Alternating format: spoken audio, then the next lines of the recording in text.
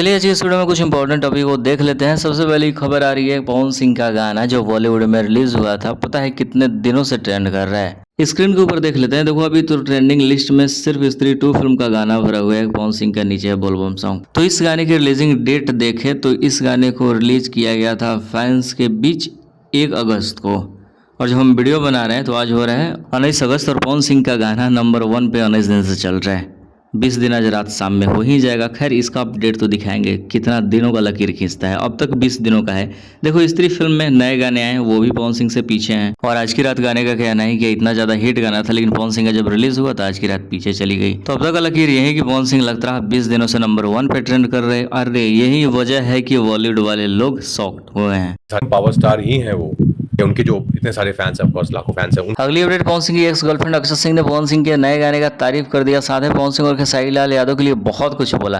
पहली बार में थंबनेल देखकर मुझे ऐसा ही लगा, फिर बाद में ओपन किया तो पता चला कि नहीं यार ये तो अक्षत सिंह की तरह हम शकल दिखने वाली श्वेता महारा है।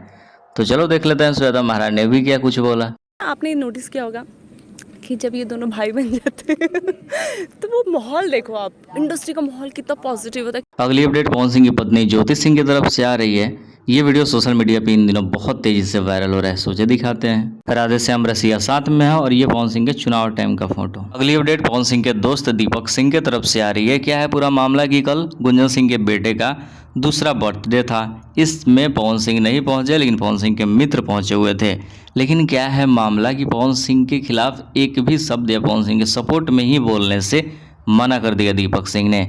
और दीपक सिंह के चेहरे पे साफ झलक रहा था कि पवन सिंह को वो मिस कर रहे हैं, पवन सिंह के बारे में कुछ बोलना नहीं चाहते हैं। पार्टी फंक्शन कहीं नहीं दिख रहे हैं, आज बहुत दिन बाद दिखे हैं। काम से लेकर बिजी है ना, सब कोई दिल में है। चलिए बहुत अच्छा। तो दीपक सिंह के फेस एक्सप्रेशन से तो मुझे इतना ही पता चला कि पवन सिंह और दीपक सिंह की दोस्ती एकदम से खत्म हो चुकी है, क्योंकि यार चेहरे से भी कुछ चीजें समझ आती है। तो क्या लगता है, अपनी राय को लिखिए, शेयर कीजिए। मिलते हैं बहुत सारे टॉपिक के साथ।